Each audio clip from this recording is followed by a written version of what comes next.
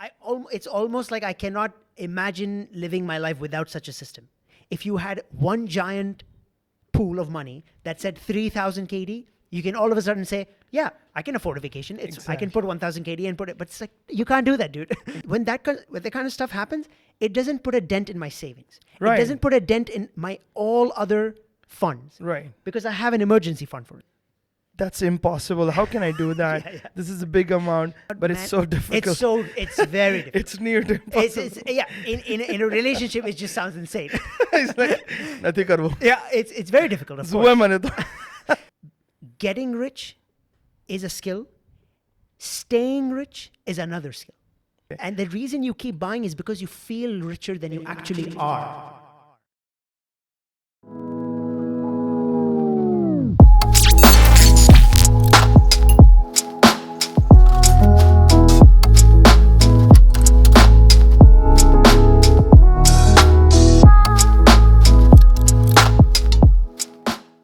So welcome to the podcast, Thanks, Aamir. man. Thanks. Thank you. How are you doing today? Good. Very good. I love the setup. Thank you, brother. love the Thank you so much. Let me jump straight into this. Yeah.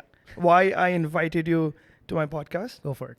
So since you know you've been my legal advisor for everything almostly. That's a horrible decision by you, since I don't have any legal experience.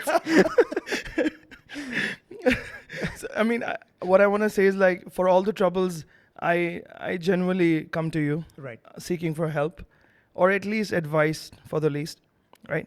And that includes finances, Right. right? And you've helped me a lot, I could say. Let me get back into the time when this happened. Right. That was like About maybe 2 years ago? I think it's a year ago. Year ago? Okay. Something like that. Year and a half, let's yeah, say. Yeah. So year and a half ago, we met at one of the places. Yeah. And I asked you, technically, how do you manage your finances? Yeah. Right? Yeah. Because you're a research analyst, Yeah. right? Yeah. By profession. Yeah. And you've also read a lot of finance books, Yeah. correct? Yeah.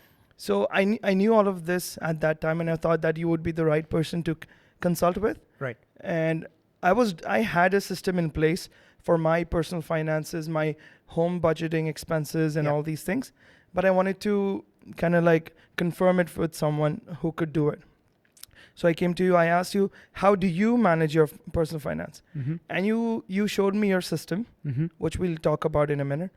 You showed me your system, and coincidentally, we had the same system going on, Mhm. right? Am I right? Yep. Definitely. I think the only difference there was that I was doing it manually, Exactly. and you had everything digitized, Yeah. correct? Yeah.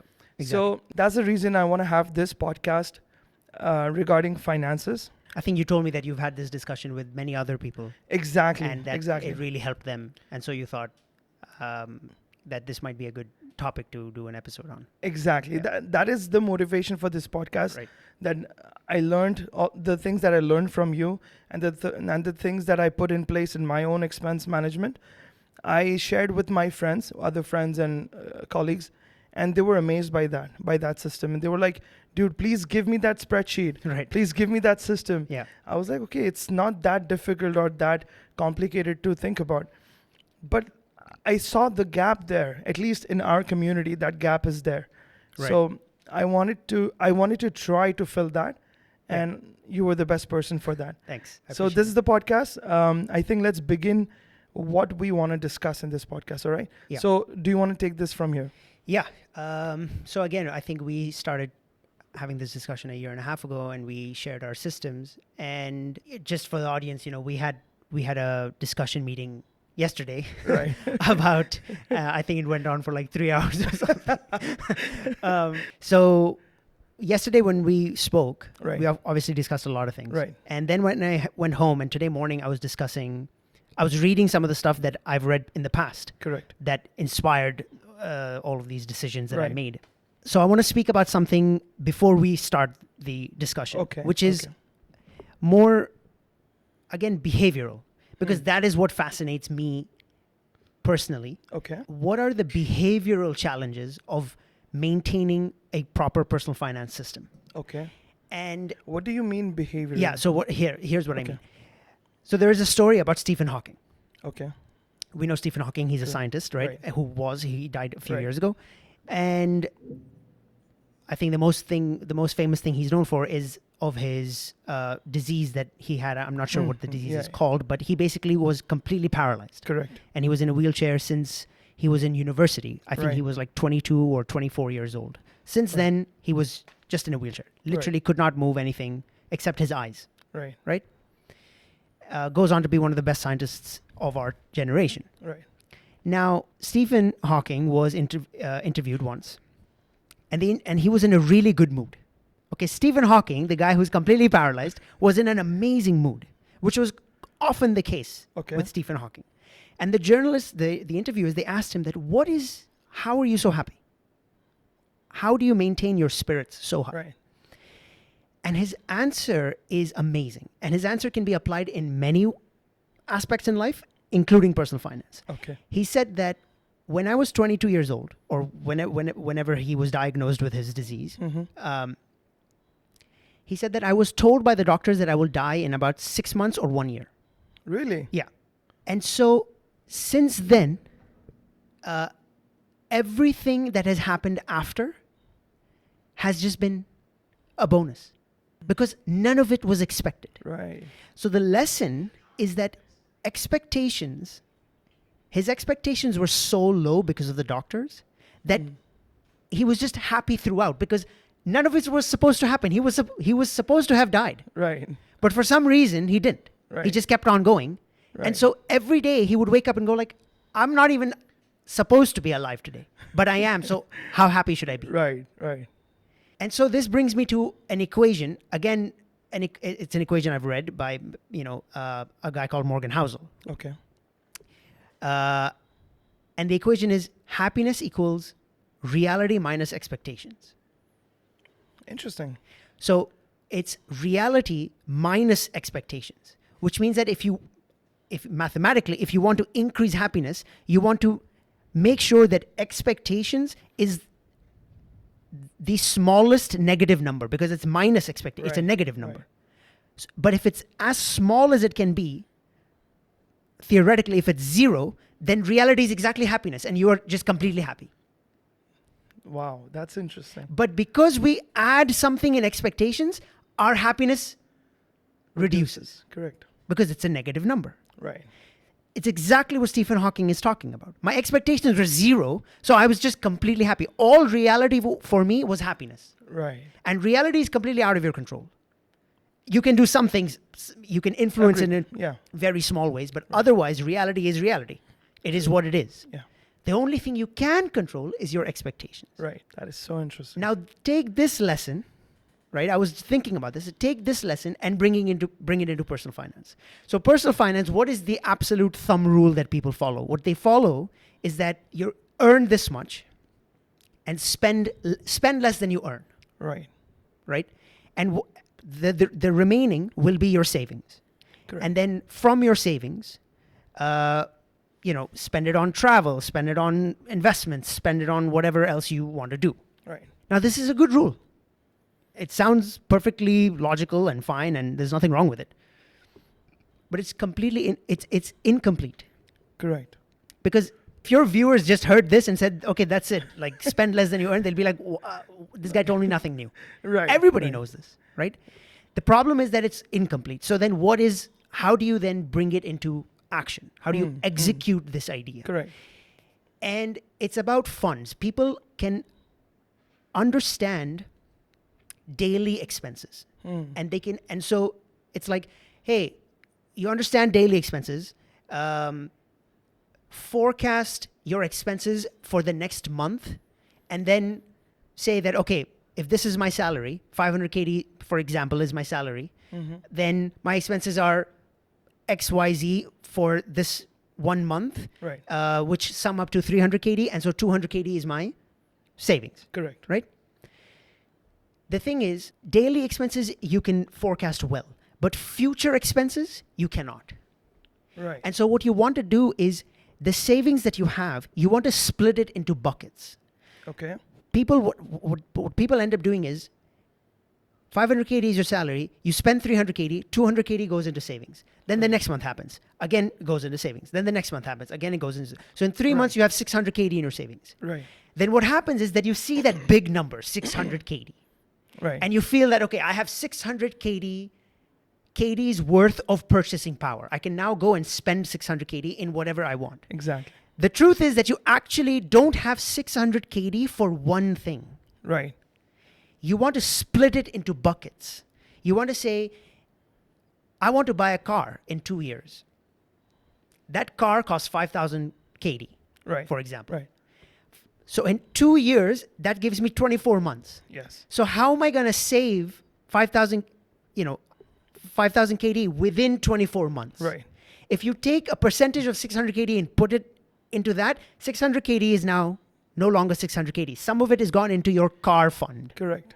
Some of it then will go into your jewelry fund. Right. Some of it will go into your vacation fund. That will happen in 1 year. Some of it will go into your Ashara fund. That will also happen in 1 year, right? Wajibat fund, whatever other funds that you want to make. Correct. What then the effect is that the 600 KD is divided.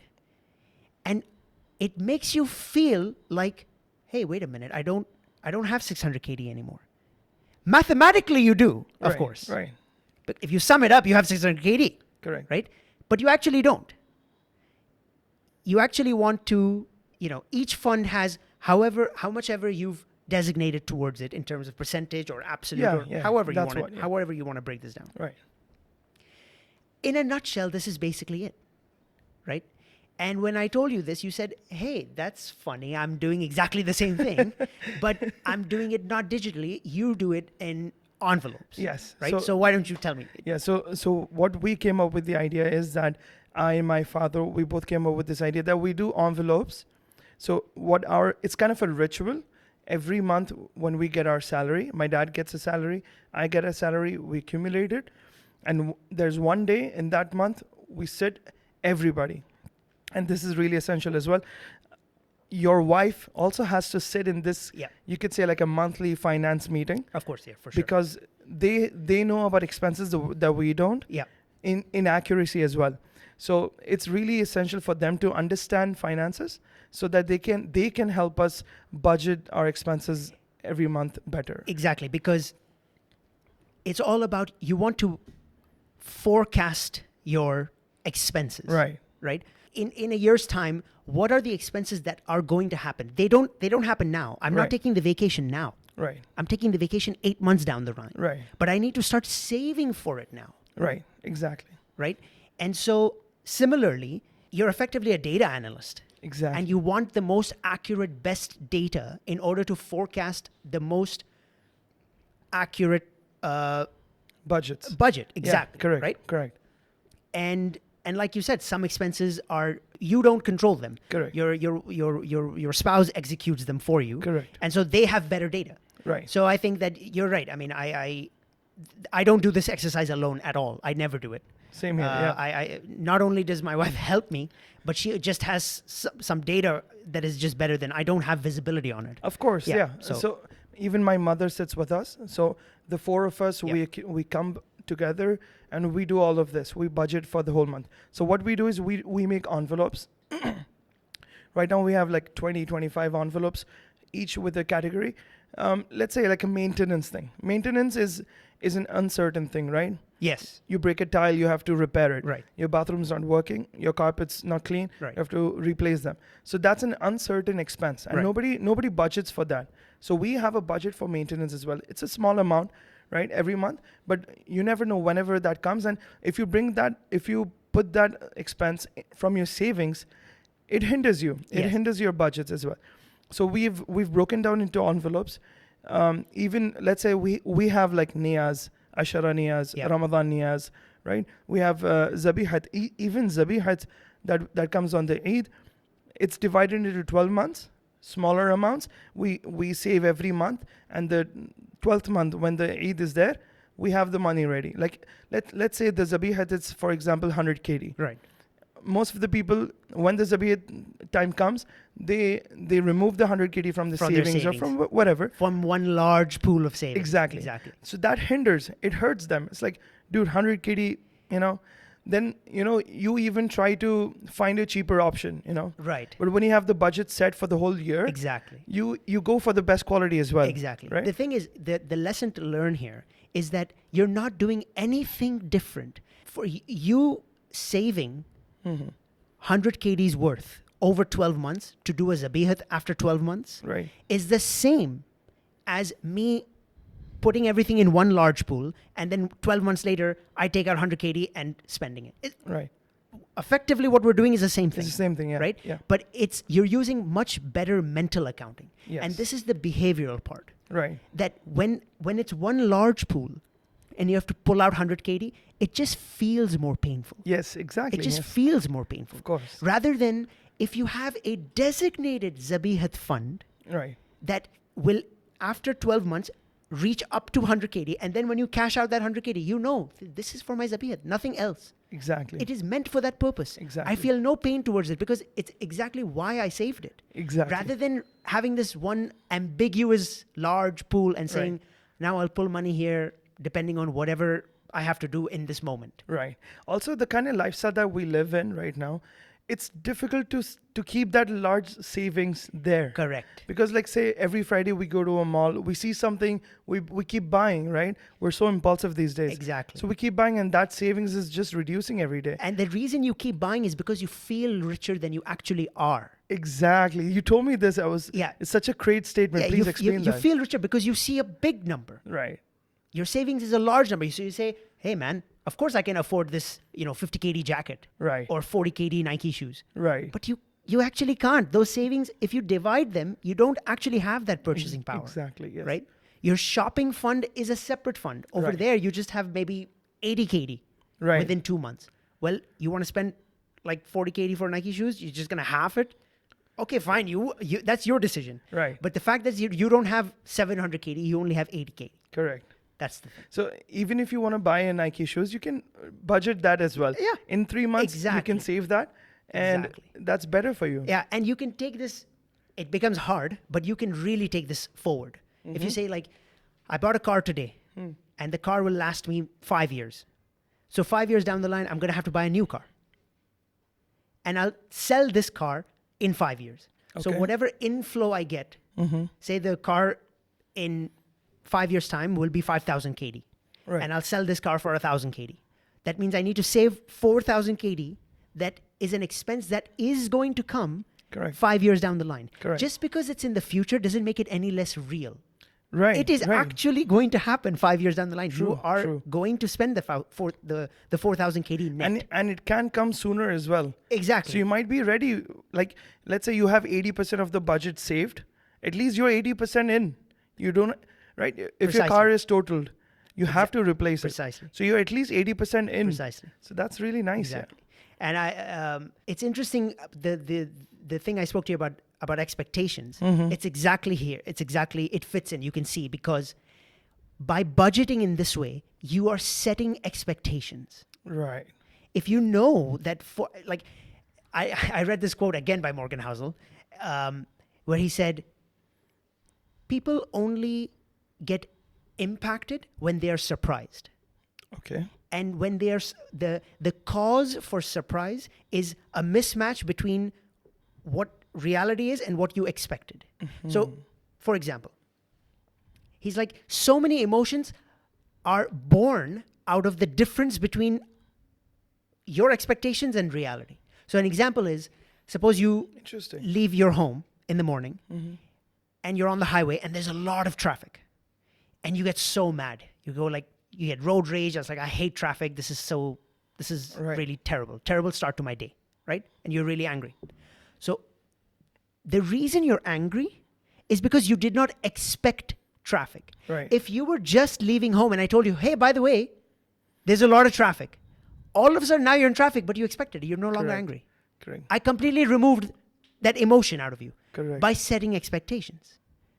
That's so interesting. The same thing can be done. The same thing can be applied in personal finance. If surprise expenses really hurt, Right. I didn't expect this health bill. I didn't expect this. My car got totaled. Right. I didn't expect this thing got broken in my house and I need to repair it. But if you have a fund Right. that says miscellaneous or emergency. Right. I actually have that. I have an emergency fund for all the things that I cannot forecast for. I don't know. Correct. Life is life. I cannot forecast for everything. Of course. Right? So, but then when that kind of stuff happens, it doesn't put a dent in my savings. Right. It doesn't put a dent in my all other funds. Right. Because I have an emergency fund for it. It's exactly meant for this. So, again, mathematically, I'm not doing anything different. Right. It's just mental accounting. That comes into play for people like us. That comes into play when you have to go for like a travel trip with Maulana, right? Yes. Say there's an Urus or a Milad or Ashara or Ramadan, whatever it is. If you've planned ahead a year that you want to do this, so the surprise element is not there.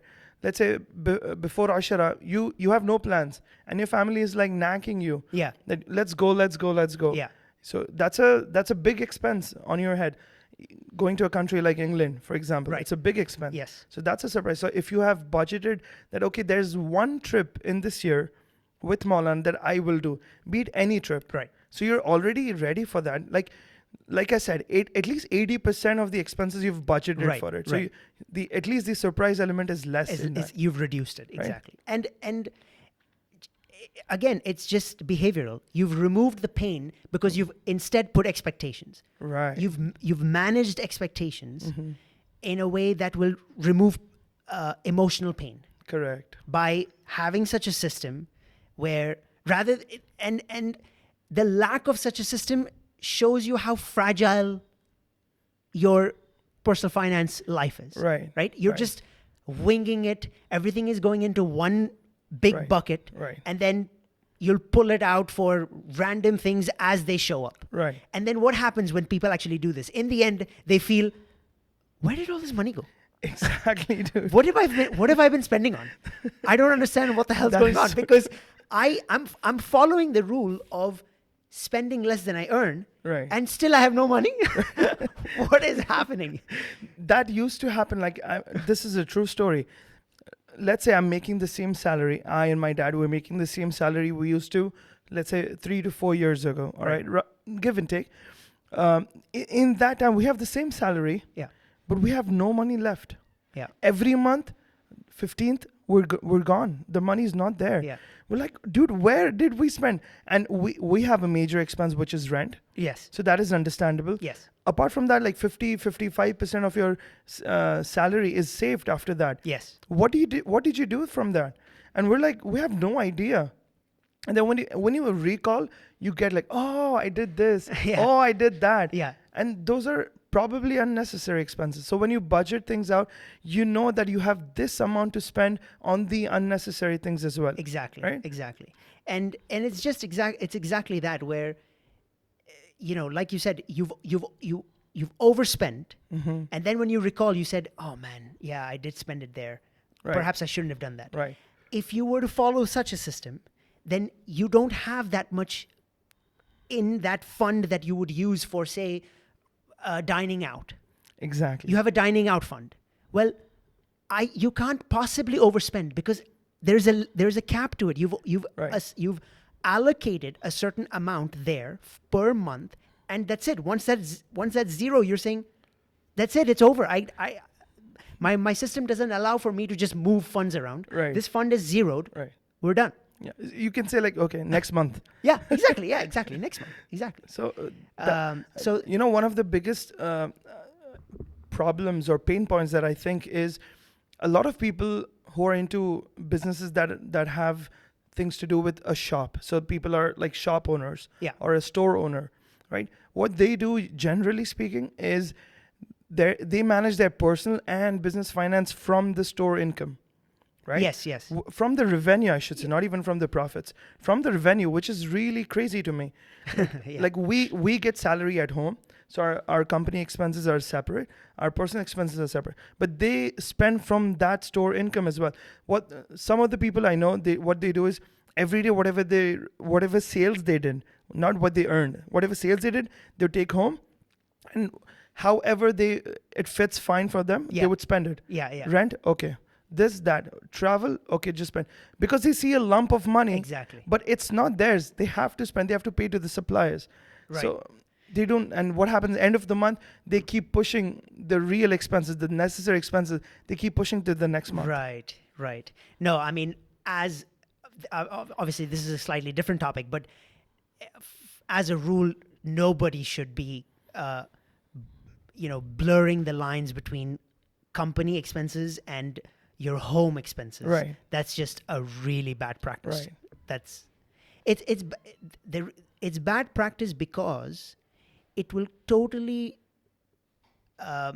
make it so difficult for you to understand what's going on in your home and your business. Exactly. And if there is no clarity, then you cannot budget. If you Right. cannot budget, then how will you make any decisions? Right. You can't make any decisions because Right. you don't know what is going on. You don't know how things will unfold as the months go Right. by. And so that's just a really... From that's a this, poor I way to do it. remember I asked you when I started the studio, I called you, if Yeah. you remember. Yeah. I was like, dude, how do I divide my expenses, my profitability between me and my partner? Yeah. And how do we take the money home, right? I asked you this. And what you said was, I had in my mind that, okay, let's say it's 50-50. You take 50 home, I take 50 home, whatever sale we make. You said, no, don't do that. Whatever sale you make, you keep it in the company account, right? And you take a salary. You take a fixed salary every month. You, your partner, take the fixed salary, and the remainder of the money has to be in the company account for the expenses. Exactly. That didn't go through my mind at that time then, but later on I realized, okay, that's so important, because what happens is in the beginning of a new company, when you have a fixed salary, it also motivates you to work harder, because if you're not making that money, you're not paying yourself. Right. So it's like, you told me this, right? Yeah, You treat yourself as an employee of the company. Yeah. You have to pay this amount. Yes. Right? It's you have to wear different hats. You have to wear an owner hat, and then you have to remove that hat Right. and wear an employee hat. Right. There is no hat that says owner/employee. Correct. There's no such hat. It is a different hat. so you cannot blur those lines, right? And having a fixed salary is just good practice in the beginning. It keeps your overheads in check. Right. And any of the remainder any of the free cash that you have at the end Right. of the month, Right. it must be reinvested back in the business. Correct. There's so much equipment here, right? How the hell is paying for this? So it's you, right? And Right. but if you're taking everything home as dividends, Right. then you'll be like, I have a lot of money at home, but my business is really poor. Why? Exactly. Well, it's like you took everything home, dude. Bring it back. You can take it home because you Right. are the owner. You can take it home as dividends. Yeah, it's your right, but It's your right, shouldn't. but you shouldn't, because it's hurting your business. Right. You're stopping growth. Right. You will have to reinvest in order to Right. make that propel forward. Right. So yeah, that's it. Can you give reference to the books that you've been reading regarding finance? Yeah, sure. Probably one of the best ones out there is by Morgan Housel, Okay. called The Psychology of Money. Okay. The Psychology of Money. Okay.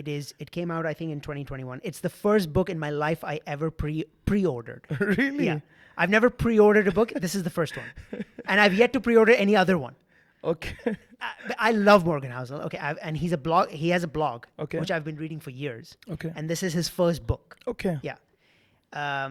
And when it was announced that he's going to be writing a book, I immediately went and I pre-ordered it because I knew that this is going to be incredible, and it is. He sold about 2 million copies in 2 years. Are you Yeah. serious? It was in 2020. It's exactly in COVID, so it's been Oh, 2 no. years.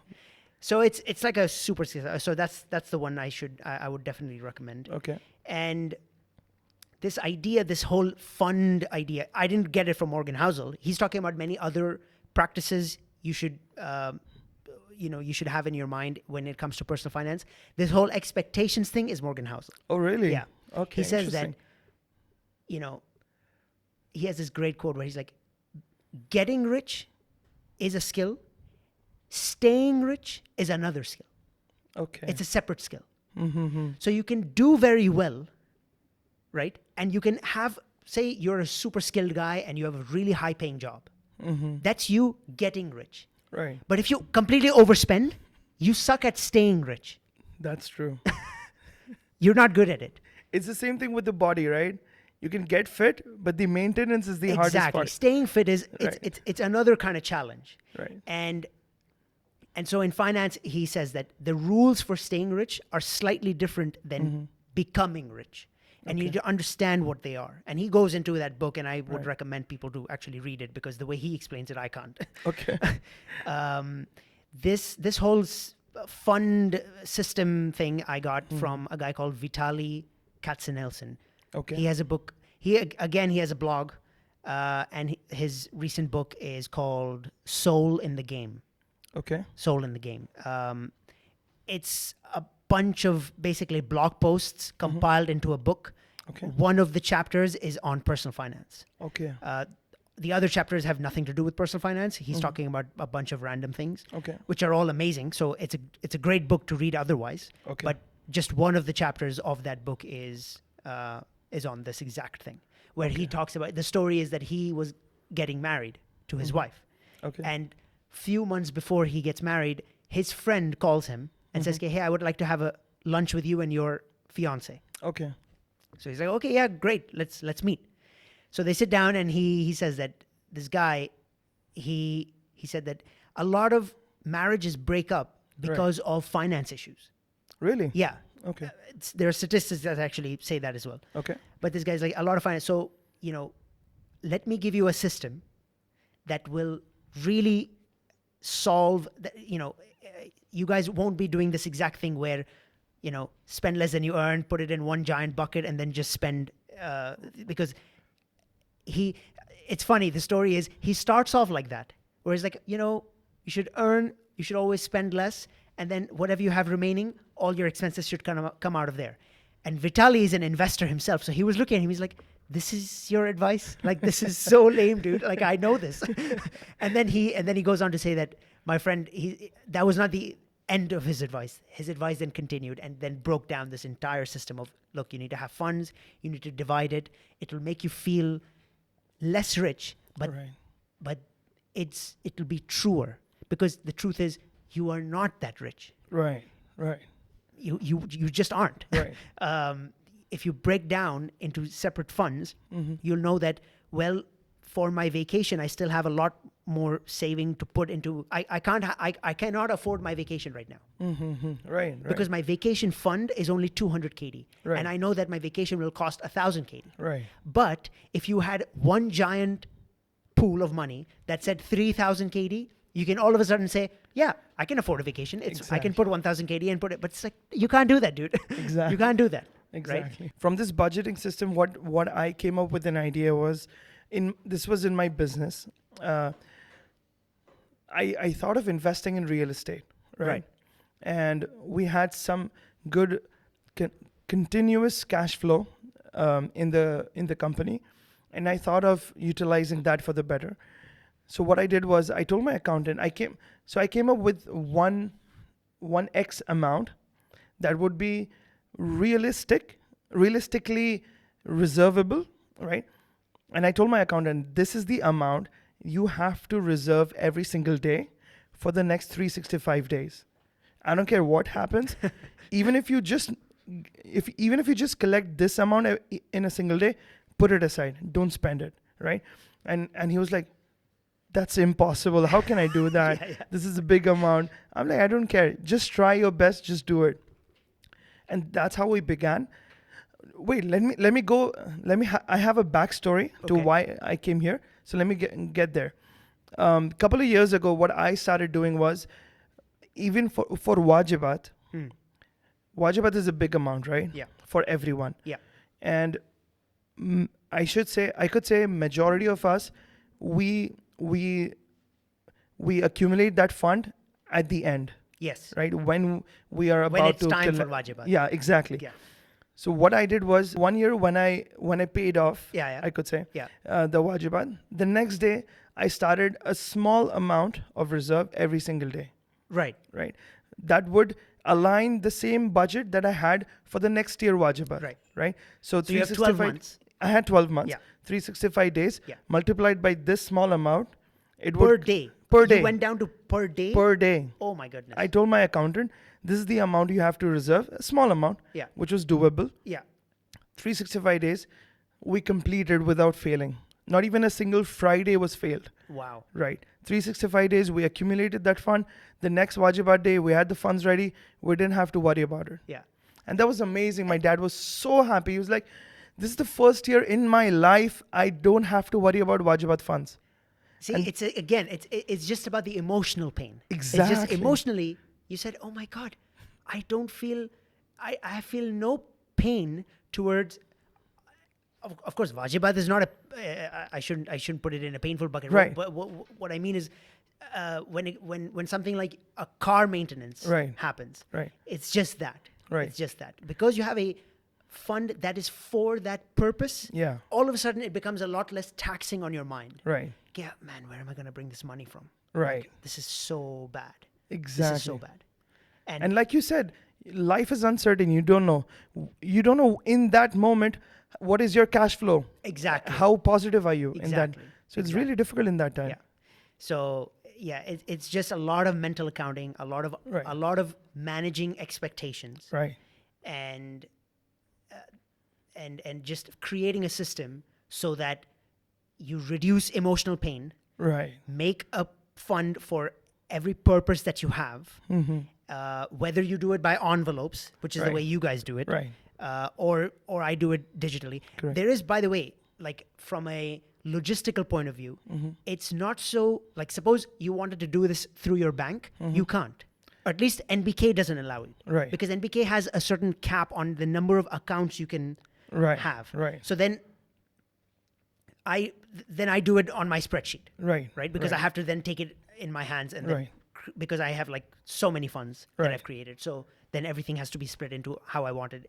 The bank doesn't help me, so then I can't depend on them. Correct. And you must have the same thing. I don't know how many envelopes. Yeah, we have like 20, 25 envelopes. But the thing is, I do the spreadsheet as well. Yeah. I do the accounting on spreadsheet. This month, how much is the balance? How much we spent? Yeah. The next month, we tally that. Yeah. And we add the new funds Yeah. for that month, and the cycle goes on. I have in my spreadsheet. I have for the past 2.5 years. I have all the data. Yeah. I can go 2 years ago. Right. The October month. Yeah. What was my expenses? How much budget I have that. Exactly. So Same. it's so cool It's to so have cool. that. And I use an app, which, by the way, like maybe we should tell. Yeah. It's like a shout out to this app. They're not paying me or anything. It's called Bring them for sponsorship. Money Manager. Okay. Money Manager. Is it red color icon? It's a red color icon. Oh, that is a superb It's app, a great dude. app, and I Insane. bought it. There's a free version and a Right. paid. I bought it because same I here. needed all the whatever Premium the- features Yeah, as well. exactly. And so I use that. So Right. what I do is every time I make an expense, wherever it is, like a coffee shop or wherever, Right. it's become habit where I go and I log that expense on Right. that app. It is so difficult. Right? Yeah, it's difficult because it takes some time Right. before the habit actually kicks in. Right. But now I've been doing it for 2 years, and the habit is fully. It's amazing. Right. I use the app. I immediately log the expense, whether it's cash or card, Right, whichever it is, right. and then at the end of the month, I tally the whole thing on the spreadsheet as well. So I'm Right. doing it twice. Okay. Because I want to catch any errors. Right. And right. so at the end of the month, I figure out, okay, I missed this one thing because it doesn't add up. Then I Right, figure that out. right. I iron out all the creases at the end of the month, and then it's done. Right. So it's just It's a brilliant app, dude. You don't have to use exactly this system. I'm Right. sure you can tinker it around depending on how your life and everybody's life is Yeah, of different. course, so the that's fine. idea, the central idea is important. Exactly. Yeah. It, Exactly. it doesn't matter how you do it. Yeah. Let me get back to the real estate Yeah, sure, story, sure. right? Yeah. So I told my accountant, reserve this amount every single day. He's like, dude, that wajibat amount was okay, doable, but this is a big amount you're asking me to do. I was like, I don't care, just do it. I know it is doable. That's why I'm telling you. Right. So he's like, okay, let's try. 1 day, 2 day, 1 week, 1 month, 2 months, 6 months, 1 year. We succeeded 365 days. We got the reserved amount. Amazing. We didn't fail a single day. And it's like we say, fortune favors the brave. Yeah. It comes to you. I'm definitely serious. It comes to you like you would expect it the least that today it's not possible. We're not going to save it. And something happens and it comes. It's like, okay, here it is. Yeah. Yeah. So we saved that amount. It was the next amount, and we thought of investing it in a real estate in Dubai, Yeah. and we invested. So that was the 40% of the 30 or 40% of the total investment amount, and we invested. Now after that we've started the reserve again, Right. and we're reserving again, and when the due time comes, we'll pay again. Right. So it's a brilliant idea for us. It's fantastic. Again, it's just mental accounting, and I think that expectations thing Yeah. is really key. Right. If you can understand, if you can really, because it works in relationships as well. Mm-hmm. There's again Morgan Housel, he goes like, the key to a successful relationship is doing something for your spouse Mm-hmm. and expecting nothing in return. If Right. both people do that for each other, because if you Right. expect nothing in return, you Right. are happy. Right. I want to do this for you because I want to do this for you, Right. not because I want something in return, Right. right? And again, it's all about. But it's so difficult. It's very difficult. It's near to impossible. It's yeah. In a relationship, it just sounds insane. It's like nothing karbo. Yeah, it's very difficult. Of Zuwa course, mane to. it's very difficult, and Right. even outside of relationships, Right.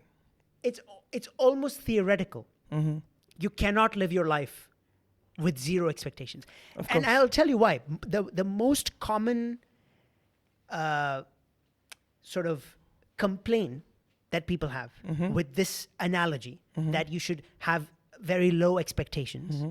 and then that will lead you to happiness is that suppose you put it in a business, right? You've started a business. Right. Now, if I ask you, have low expectations from your business. Mm. So what you would say is, but if I have low expectations, I'll be demotivated. Exactly.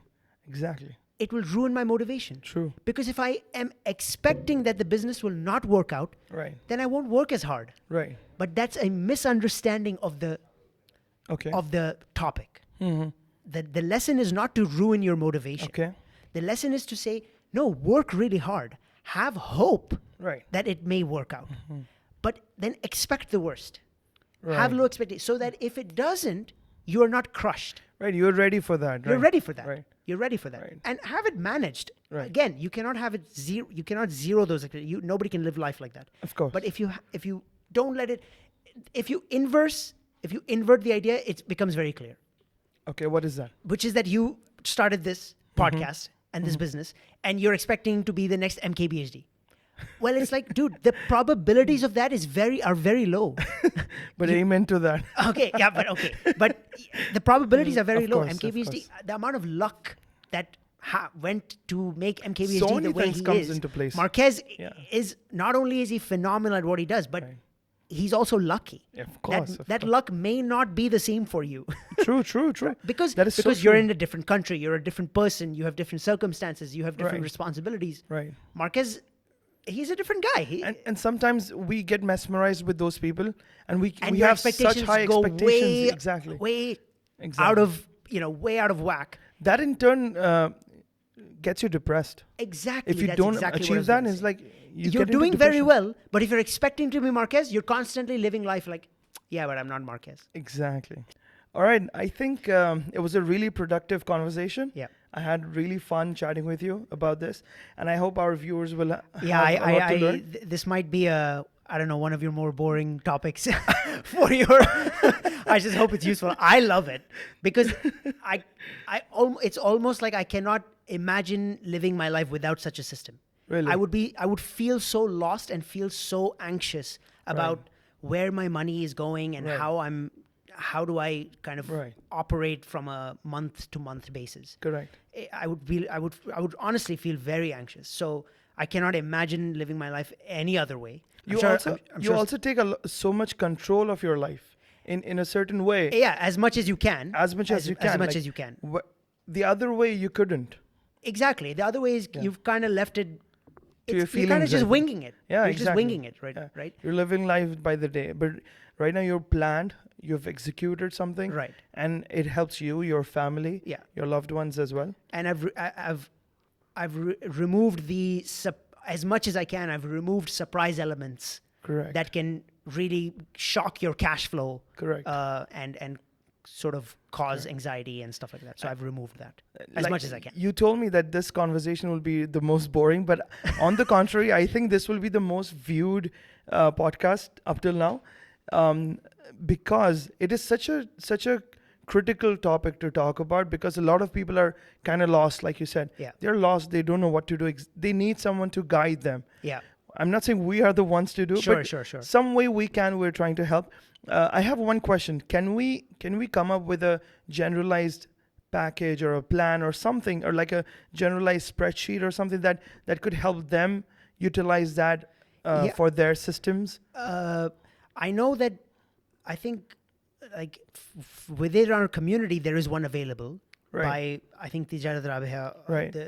those khidmat guzars, they actually Right. there is a spreadsheet available, Right. and it's a good start. Okay. You can also just go, just Google, monthly family budget spreadsheets, and you'll Right. find so many things. Right. So it shouldn't be that hard. I mean, we can put one out there. It's fine. But I'm sure it would certainly need you and everybody to customize it, because Right, of course, yeah. no way will it represent exactly the way you live your Correct. life. Correct. And about you saying that this impacts everybody, it does actually. You're right. Two things impacts everybody: health and finance.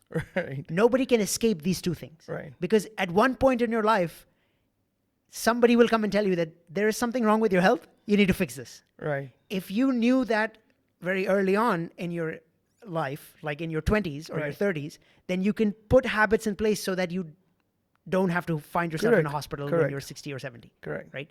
So health, everybody is impacted by health Right. decisions, and everybody's impacted by finance decisions. Right. So this is one of them. You should have some health guru come on. Not that I'm a finance guru, but you should have some health expert, because honestly, it's a fantastic topic to talk about. Right. Right. Health. I mean, health, fitness, just exercise, Right. whatever. It's just The bucket system can be applied to all facets of life. I think even health. Like if you take your health goals, you could say. Oh yeah. And yeah. make it into buckets. That would be a good idea as well. To make it there, so that you're not looking at a mountain, you're looking at sort of Right. minor goals. Like the book that says Atomic Habits. Atomic habits. So I think it's similar to that. Like Yeah. you make atomic habits, smaller bite-sized Yes. habits, and you reach the bigger the goals, goal. Yeah, right? exactly. Some last words for the viewers. Some last words. Like, comment, and subscribe.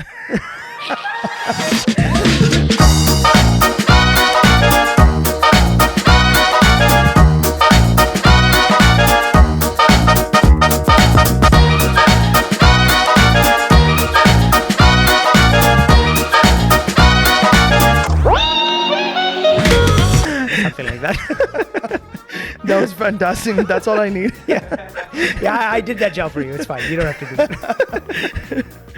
Well, thank you so much for Thanks, man. being here. It was such a pleasure talking to you. Thanks so much. And I think we have a lot of other discussions that we've not touched upon in this podcast. We can have like a second episode or a third. We've known each other for a very long time, and we've had many discussions. So I guess now we'll just come and talk in front of mics.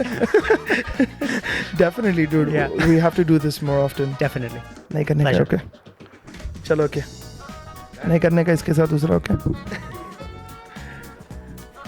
बंद करना.